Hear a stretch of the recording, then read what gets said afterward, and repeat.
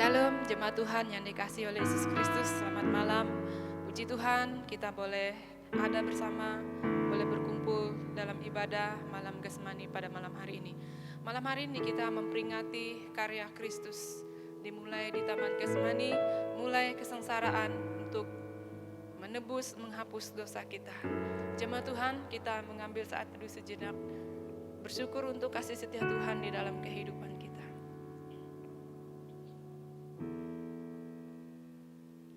Kita sekalian sesat seperti domba, masing-masing kita mengambil jalannya sendiri, tetapi Tuhan telah menimpakan kepadanya kejahatan kita sekalian.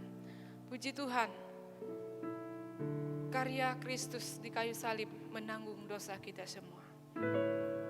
Pujian kita menyatakan haleluya karena kebaikan Tuhan dalam kehidupan kita. Bapakku datang menyembahmu.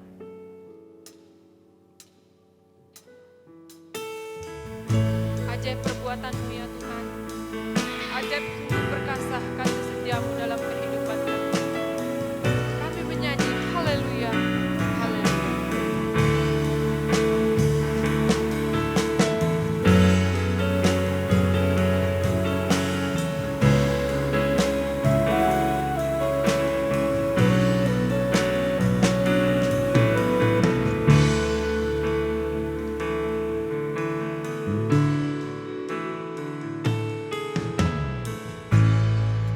Bapa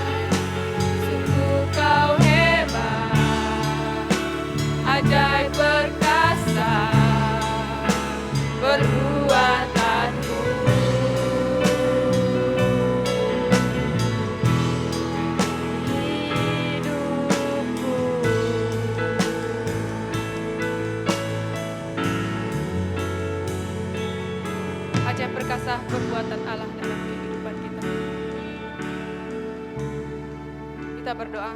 Terima kasih ya Tuhan, malam hari ini kami bersyukur kepadamu atas karya-Mu yang besar nyata dalam kehidupan kami. Sehingga pada malam hari ini kami boleh memperingati kesengsaraan dan awal penderitaan-Mu di Taman Getsemani. Kiranya melalui peristiwa ini ya Tuhan, kami boleh memperingatinya, memberikan kekuatan, kemampuan bagi kami untuk senantiasa berharap padamu dan menyerahkan diri kepadamu ya Tuhan. Kiranya Tuhan menolong kami dalam penyembahan dari saat ini sehingga boleh selesai dengan baik. Biarlah segala sesuatu yang akan kami lakukan ya Tuhan untuk kemuliaan bagi nama-Mu di surga. Di dalam nama Yesus kami berdoa, haleluya, amin. Puji nama Tuhan. Yesus mencurahkan darahnya bagi saya dan saudara untuk menghapus dosa kita semua yang percaya kepadanya. Nyanyian Kemenangan Iman nomor 28, Yesus mencurahkan darahnya.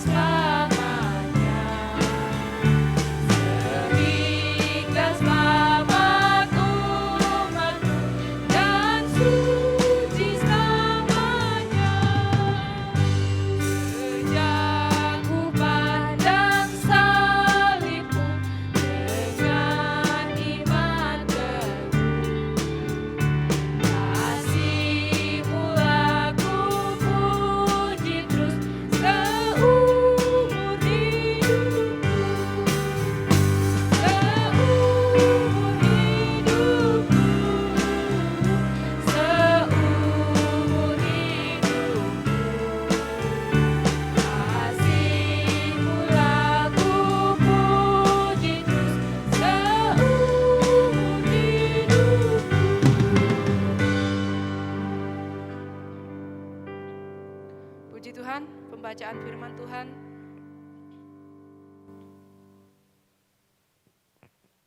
Pembacaan firman Tuhan terdapat di dalam Injil Lukas pasal 22 ayat 39 sampai ayat yang ke-46.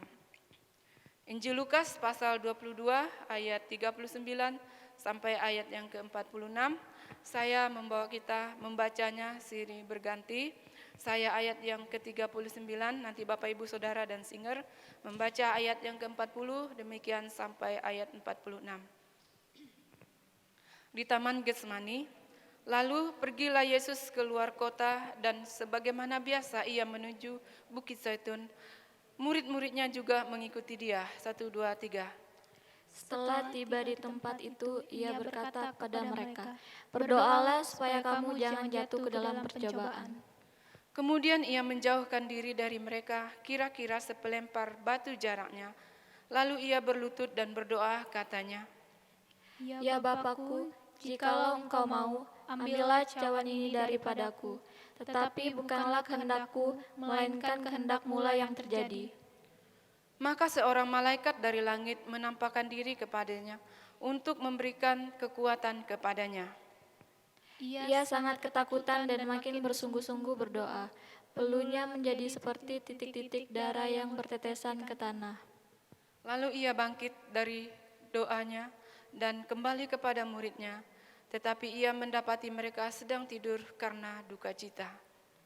Katanya kepada mereka, "Mengapa kamu tidur? Bangunlah dan berdoalah, supaya kamu jangan jatuh ke dalam percobaan." Puji nama Tuhan, saudara yang saya kasih dalam Yesus Kristus.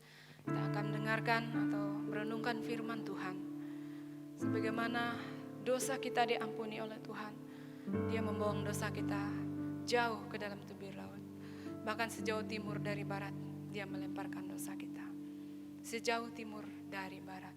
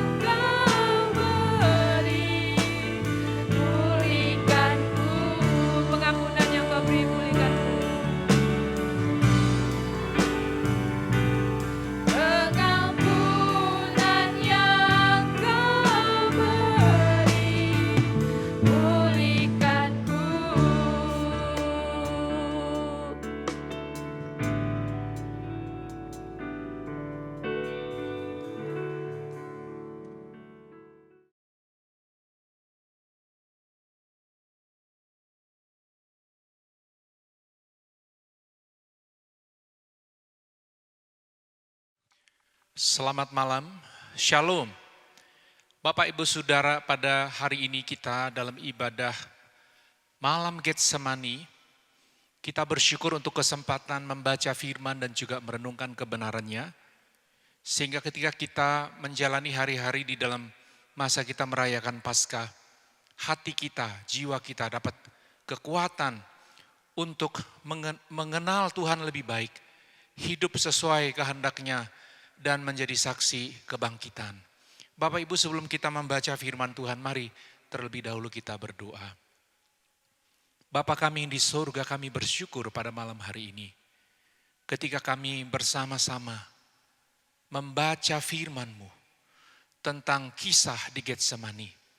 Kiranya jiwa kami dapat keteduhan, sehingga meski banyak persoalan-persoalan kehidupan, serangan-serangan yang berat terhadap pikiran, hati, jiwa kami, bahkan kehidupan rohani kami, di dalam firman-Mu kami dapat kemenangan dan kesediaan yang besar untuk mengikuti kehendak-Mu lebih daripada keinginan manusiawi kami semata.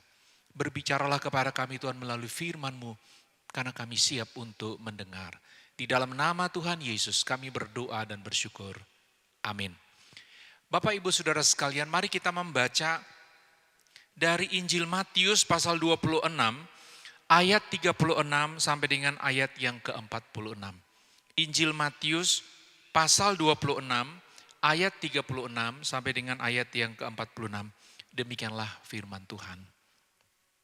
Maka sampailah Yesus bersama-sama murid-Nya ke suatu tempat yang bernama Getsemani. Lalu ia berkata kepada murid-murid-Nya, "Duduklah di sini sementara aku pergi ke sana untuk berdoa." Dan ia membawa Petrus dan kedua anak Zebedius sertanya, maka mulailah ia merasa sedih dan gentar. Lalu katanya kepada mereka, "Hatiku sangat sedih, seperti mau mati rasanya. Tinggallah di sini dan berjaga-jagalah dengan aku." Maka ia maju sedikit, lalu sujud dan berdoa. Katanya, "Ya Bapakku, jikalau sekiranya mungkin, biarlah cawan ini lalu daripadaku. Tetapi jangan seperti yang ku kehendaki, melainkan seperti yang Engkau kehendaki." Setelah itu ia kembali kepada murid-muridnya itu dan mendapati mereka sedang tidur. Dan ia berkata kepada Petrus, "Tidakkah kamu sanggup berjaga-jaga 1 jam dengan aku? Berjaga-jagalah dan berdoalah supaya kamu jangan jatuh ke dalam pencobaan. Roh memang penurut tetapi daging lemah." Lalu ia pergi untuk kedua kalinya dan berdoa katanya, "Ya Bapakku, jikalau cawan ini tidak mungkin lalu daripadaku, kecuali apabila aku meminumnya, jadilah kehendak-Mu." Dan ketika ia kembali pula, ia mendapati mereka sedang tidur, sebab mata mereka sudah berat. Ia membiarkan mereka di situ, lalu pergi dan berdoa untuk ketiga kalinya, dan mengucapkan doa yang itu juga. Sesudah itu ia datang kepada murid-muridnya dan berkata kepada mereka, "Tidurlah sekarang dan istirahatlah. Lihat, saatnya sudah tiba bahwa Anak Manusia diserahkan ke tangan orang-orang berdosa. Bangunlah, marilah kita pergi. Dia yang menyerahkan aku sudah dekat." Bapak Ibu Saudara, malam ini adalah malam ibadah khusus di mana kita mengenang kembali kisah Yesus di Taman Getsemani. Bapak Ibu, peristiwa-peristiwa yang terjadi sampai kepada Yesus berkurban di kayu salib yang akan kita rayakan besok, ada proses panjang yang jikalau kita membaca kisah ini secara kronologis, maka kita akan menemukan begitu banyak kebenaran sehubungan dengan mengapa Yesus datang ke dalam dunia dan kepastian bahwa di dalam pengorbanannya ada jalan keselamatan bagi kita manusia berdosa. Bapak Ibu Saudara, kisah yang kita baca tadi ini terjadi pada saat malam Paskah, di mana orang Israel, orang Yahudi biasanya berkumpul untuk merayakan malam Paskah, di mana ada perjamuan yang diselenggarakan bersama baik dalam keluarga, bahkan juga dalam beberapa komunitas. Nah, Bapak Ibu, peristiwa ini terjadi pada hari Kamis malam, di mana Tuhan Yesus merayakan Paskah bersama para murid. Pada malam itu juga Bapak Ibu, Yesus menetapkan mengenai perjamuan. Kalau kita membaca kisah Matius 26 ayat 26 sampai 29, di sana Yesus menetapkan bahwa untuk mengingat akan Dia, bahwa setiap kali para murid dan para pengikutnya makan dan minum dari perjamuan Tuhan, nanti mereka mengingat tentang siapa inti utama dari simbolika di dalam perjamuan kudus tersebut. Bapak Ibu, pada malam itu juga ketika mereka makan perjamuan, Alkitab mencatat dalam Lukas pasal 22 ayat 24 bahwa para murid berdebat. Mereka mulai meributkan siapa yang terbesar di antara mereka.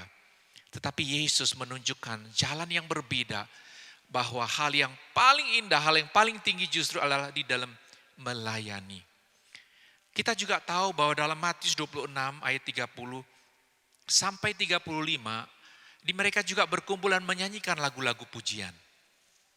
Dan kita membaca kisah Bapak Ibu bagaimana Petrus berjanji bahwa dia siap makan mati sekalipun. Meskipun di dalam janjinya itu Yesus sudah menyatakan bahwa engkau nanti akan menyangkal aku.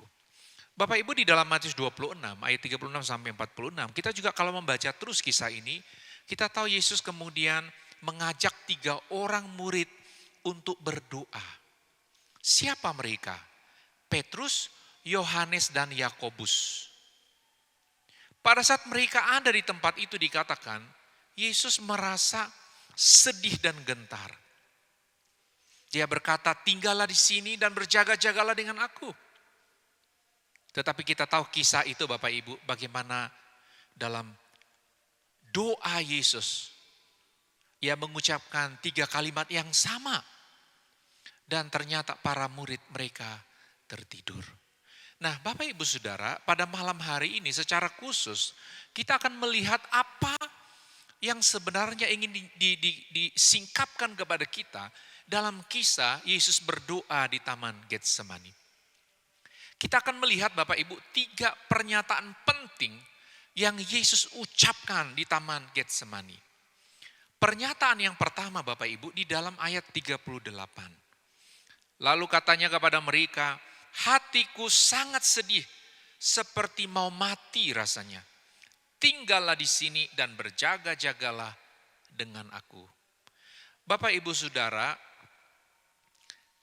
istilah sedih dan gentar adalah kata yang paling kuat dari 3 kata Yunani dalam Perjanjian Baru untuk menjelaskan kondisi depresi. Kalau kita membandingkan Bapak Ibu dalam ayat yang ke-37 firman Tuhan berkata, dan ia membawa Petrus dan kedua anak Zebedius sertanya, maka mulailah ia merasa sedih dan gentar. Pertanyaannya adalah mengapa Yesus sedih dan gentar? Mengapa Yesus merasa sedih gentar seperti mau mati? Seringkali kita melihat bagian ini Bapak Ibu dan berpikir mengapa Yesus sedemikian lemah. Kita melihat Yesus seperti seorang pribadi yang seperti kita juga sering ketakutan atau ketika menghadapi masalah seperti mau mati rasanya. Bapak Ibu Saudara, kita harus tahu bahwa Alkitab menunjukkan bahwa Yesus benar-benar adalah pribadi anak. Alkitab menyatakan kepada kita bahwa ada Bapa dan Anak dan Roh Kudus, 3 tapi tetap 1. Apa artinya? Yesus adalah pribadi anak yang menjadi manusia. Dia benar-benar adalah Allah dan juga benar-benar menjadi manusia. Oleh karena itu Bapak Ibu Saudara, ketika Yesus sedih dan gentar, memang kita secara cepat bisa berkata, oh itu karena dia juga adalah manusia. Tetapi Bapak Ibu, ada perbedaan besar antara kita, ketakutan kita, kekhawatiran kita, kesedihan kita, kegentaran kita dengan apa yang Yesus alami. Bapak Ibu Saudara, waktu Allah menjadi manusia, namanya Yesus Kristus, pribadi anak di surga yang menjadi manusia di bumi, maka hal yang membedakan dia dengan manusia kita adalah bahwa Yesus suci dan tidak berdosa. Kalau kita membaca Ibrani pasal 4 ayat 14 dikatakan demikian. Ibrani 4 ayat 14 sampai dengan 15. Karena kita sekarang mempunyai imam besar agung yang telah melintasi semua langit, yaitu Yesus anak Allah. Baiklah kita teguh berpegang pada pengakuan iman kita. Sebab imam besar yang kita punya bukanlah imam besar yang tidak dapat turut merasakan kelemahan-kelemahan kita. Sebaliknya, sama dengan kita, ia telah dicobai, hanya tidak berbuat dosa. Jadi Bapak Ibu, Yesus adalah Allah yang menjadi manusia. Tetapi ia adalah manusia yang suci, yang akan mati menanggung dosa seluruh dunia. 1 Petrus pasal 2 ayat 24 dan 25 berkata demikian. Ia sendiri telah memikul dosa kita di dalam tubuhnya di kayu salib. Supaya kita yang telah mati terhadap dosa, hidup untuk kebenaran. Oleh bilur-bilurnya, kamu telah menjadi sembuh. Sebab dahulu kamu sesat seperti domba. Tetapi sekarang kamu telah kembali kepada gembala dan pemelihara jiwamu.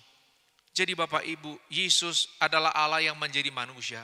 Dan dia sebagai pribadi manusia yang suci.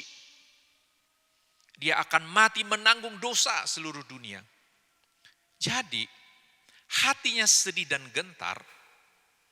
Jadi hati Yesus sedih dan gentar. Seperti mau mati rasanya. Bukan karena hal-hal yang diharapkannya tidak tercapai. Bukan juga takut mati. Tetapi sepenuhnya berhubungan dengan kesuciannya, berhadapan dengan dosa seluruh manusia, yang 2000 tahun yang lalu Bapak Ibu, besok dia akan mati di salib, pribadi suci, tanggung dosa seluruh dunia. Kalau kita mengatakan Yesus sedih dan gentar, seperti mau mati rasanya, bahwa ketakutan ini muncul oleh karena takut mati, kita salah Bapak Ibu. Yesus datang memang untuk mati. Dia tidak takut mati.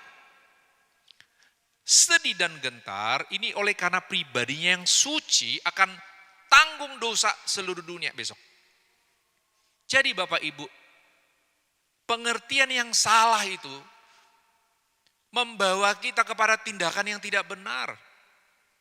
Kita seolah-olah melihat Yesus tidak berdaya di dalam bagian itu.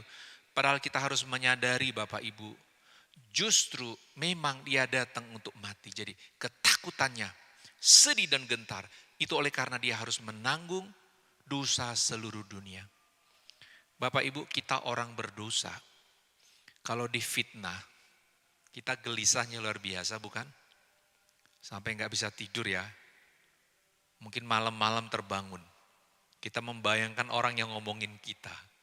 Di dalam hati kita bilang, wah kurang ajar ini orang ya. Menuduh saya tidak salah begitu. Kita sampai mau membela diri, merencanakan, wah nanti gimana saya harus ketemu orang itu ya. Mau membela diri mati-matian, kita gelisah Bapak Ibu. Kalau dituduh bersalah. Kita orang berdosa saja, kalau difitnah, dituduhkan hal-hal yang mungkin 90% mungkin benar ya. Ada 10% kesalahan kita masih gelisah Bapak Ibu. Tidak rela kita ya. Kita tidak rela untuk menanggung sesuatu yang bukan merupakan kesalahan kita. Kita gelisah. Jadi kalau pribadi Allah menjadi manusia, Yesus Kristus suci tanpa dosa, besok harus tanggung dosa seluruh dunia. Lalu di Taman Getsemani Bapak Ibu, wah dia gembira, happy begitu. Ayo murid-murid, ayo kumpul semua. Ayo kita nyanyi-nyanyi, happy-happy. Memang besok saya mati, tanggung dosa seluruh dunia. tapi tenang aja, nanti saya hidup lagi. Bapak Ibu, ini sesuatu yang justru aneh. Justru pada waktu Yesus sedih dan gentar di Taman Getsemani, ini menggambarkan betapa ia pribadi yang suci, yang memang tidak layak Bapak Ibu. Sepenuhnya tidak selayaknya, tidak seharusnya mati menanggung dosa kita. Jadi pribadi suci tanpa dosa harus tanggung dosa seluruh dunia. Tidak ada reaksi Bapak Ibu, respon yang lebih sesuai daripada ini. Sedih, gentar. Bapak Ibu Saudara, pergumulan apa yang berat di dalam hidupmu yang bisa membuat engkau sedih dan gentar? Engkau jangan lupa, pergumulan terbesar adalah menyangkut dosa. Dan Yesus Bapak Ibu sudah sedih dan gentar menanggung itu di Taman Getsemani dalam pergumulan. Besok akan mati tanggung dosa seluruh dunia. Seberat-beratnya pergumulan manusia Bapak Ibu, tidak ada pergumulan lebih besar dalam menghadapi dosa. Hal ini sudah diselesaikan, dikerjakan oleh Yesus. Dan nanti Bapak Ibu dalam rangkaian Paskah ini kita tahu bahwa memang pada waktu kita menerima Yesus, pengorbanan Yesus menjadi bagian kita. Di sana sudah ada penyelesaian total untuk persoalan dosa. Ketika kita melihat pernyataan Yesus di sini Bapak Ibu, bagaimana ia sedih dan gentar, kita harus tahu ia mengalami ini untuk engkau dan saya. Pergumulan terbesar dia sudah tanggung. Ia adalah imam besar kita yang mengerti situasi kita, dan dia sudah tanggung bagian terberatnya yang memang engkau dan saya tidak bisa hadapi. Yang kedua, pernyataan kedua di dalam di Getsemani adalah kalimat doa Yesus yang ia ucapkan 3 kali. Dia berkata demikian, ya Bapa, jikalau sekiranya mungkin, biarlah cawan ini lalu daripadaku, tetapi janganlah seperti yang ku kehendaki, melainkan seperti yang kau kehendaki. Bapak Ibu Saudara, Yesus bukan takut kepada kematian atau menghindari kematian. Karena justru ia datang untuk itu. Tetapi ia menyatakan bahwa menanggung dosa seluruh dunia bukanlah sesuatu yang murahan dan gampang. Kesuciannya membuat ia sangat menderita karena harus menanggung dosa dunia.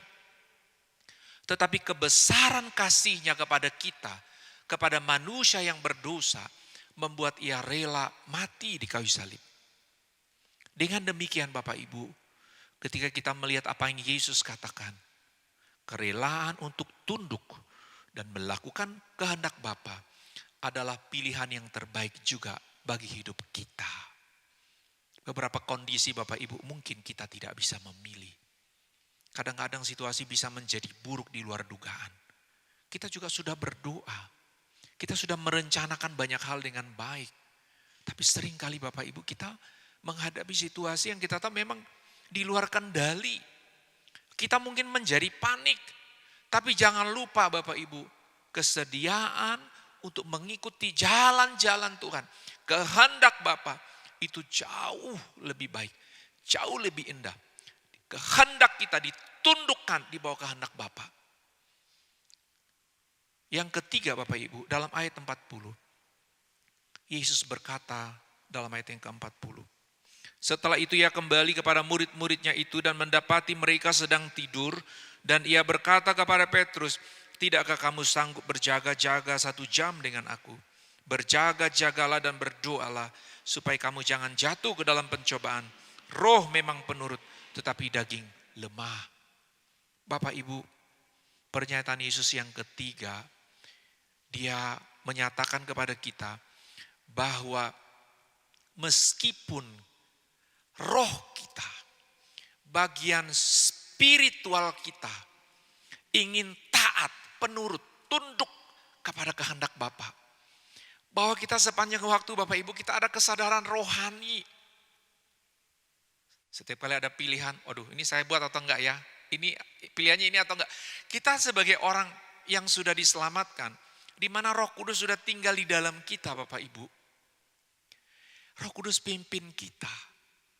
Seringkali pilihan untuk taat ini menjadi semakin berat Oleh karena apa? Firman Tuhan berkata, roh memang penurut tetapi daging lemah.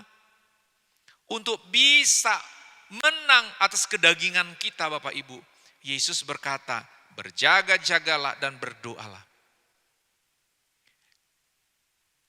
Engkau mau taat? Itu baik. Engkau mau hidup untuk Tuhan Yesus yang sudah selamatkan engkau? Itu baik. Engkau ada tekad rohani, engkau ada semangat rohani, itu bagus. Tetapi kalau engkau tidak menindaklanjutinya dengan doa dan firman secara teratur, maka tekad, niat, rencana-rencanamu, harapan-harapanmu itu satu perubahan hidup yang semakin hari semakin maju secara rohani. Tidak ada kesanggupan untuk bisa mengalami kemenangan lepas kemenangan. Yesus sudah menunjukkan jalannya. Berjaga-jagalah dan berdoalah.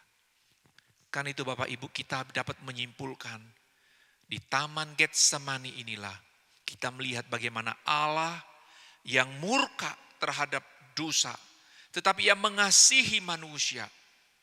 Dan ini hanya bisa diselesaikan oleh apa? Oleh karya Allah sendiri. Karena dosa tidak dapat diselesaikan melalui cara manusia.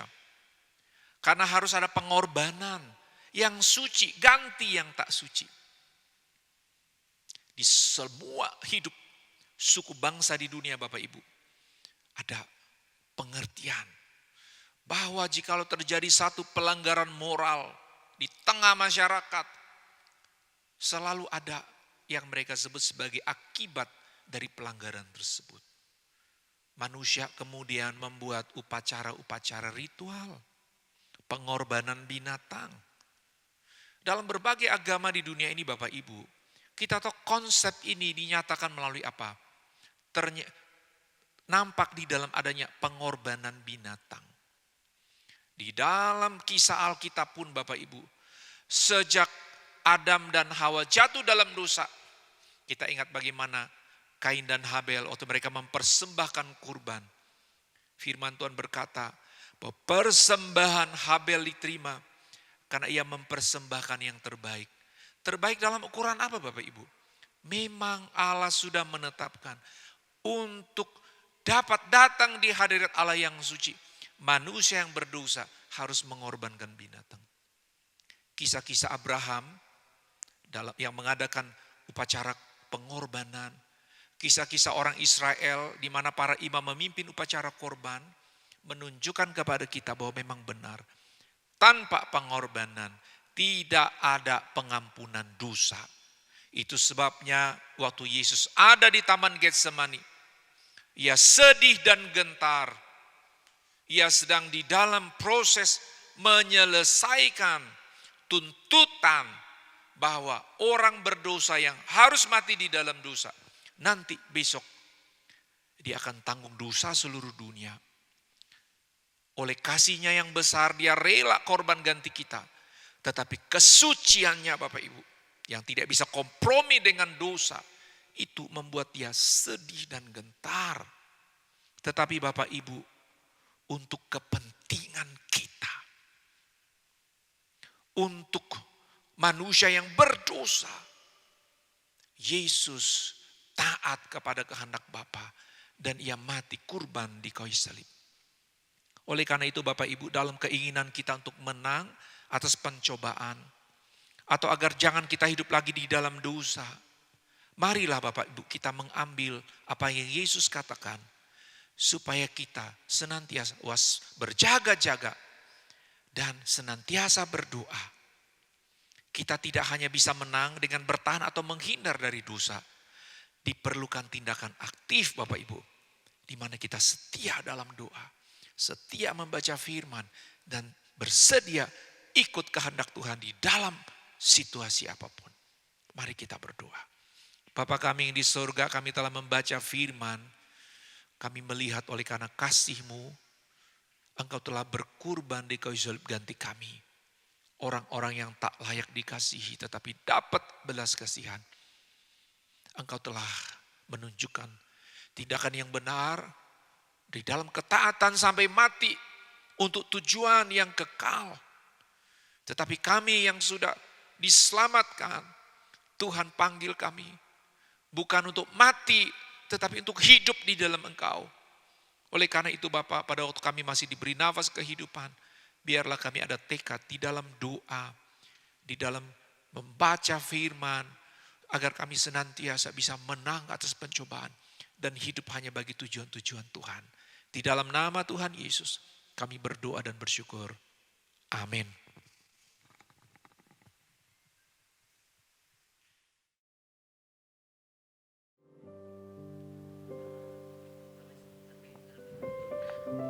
Puji nama Tuhan, jemaat Tuhan yang sekasih dalam Yesus Kristus. Kita bersyukur untuk firman Tuhan yang telah kita dengar, mengingatkan kita, meneguhkan kita dalam kita menjalani kehidupan kita.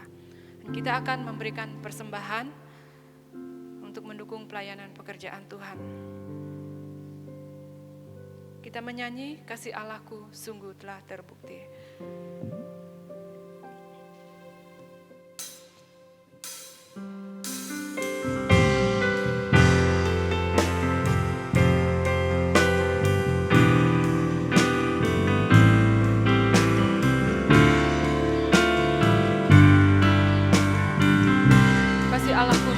Terbukti.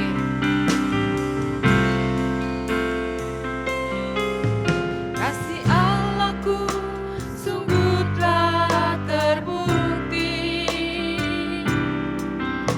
ketika Dia serahkan anaknya.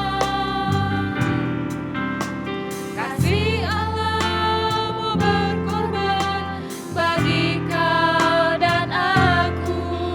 Ada kasih seperti kasih-Nya. Kita nyanyi sekali lagi, kasih Allahku.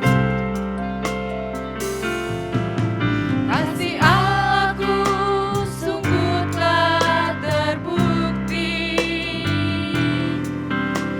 ketika Dia serahkan anaknya.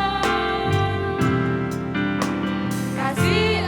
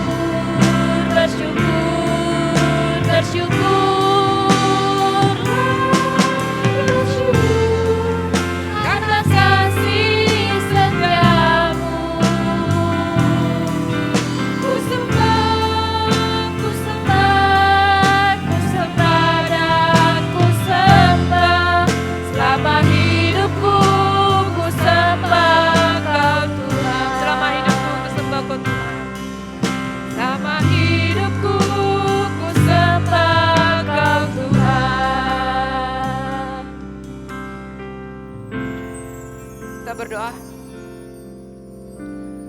Kami bersyukur kepadamu ya Tuhan. Kasih-Mu sungguh telah terbukti dalam kehidupan kami. Mau berkorban mati di kayu salib untuk menanggung dosa kami ya Tuhan. Terima kasih ya Bapa untuk karya terbesar yang kami alami.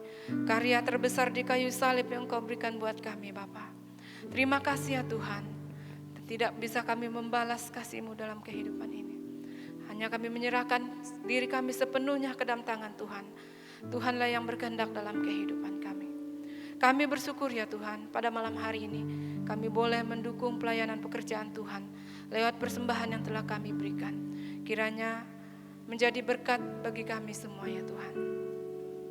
Terima kasih ya Tuhan, kami bersyukur karena Engkau telah menyertai kami dalam penyembahan dari awal, pertengahan sehingga boleh selesai dengan baik. Kiranya segala sesuatu yang telah kami lakukan ya Tuhan, menjadi hormat kemuliaan bagi nama-Mu di surga, menjadi berkat bagi kami sepanjang kehidupan kami di dunia ini. Terima kasih ya Tuhan. Jemaat Tuhan, terimalah berkat Allah. Kiranya kasih dari Allah Bapa dan anugerah keselamatan di dalam Yesus Kristus dan tuntunan Allah Roh Kudus akan menyertai kita sekalian dari sekarang sampai selama-lamanya. Haleluya.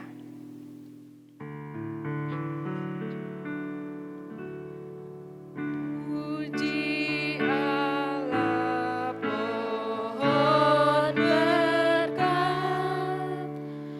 Puji Dia segenap bumi. Di surga pun memuji-Mu. Bapa, Anak, dan Roh Kudus. Amin.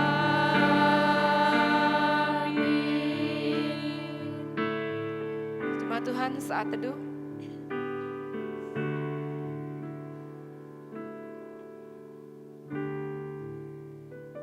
Saat teduh selesai dan ibadah kita pada malam hari ini selesai. Kami mengucapkan selamat malam.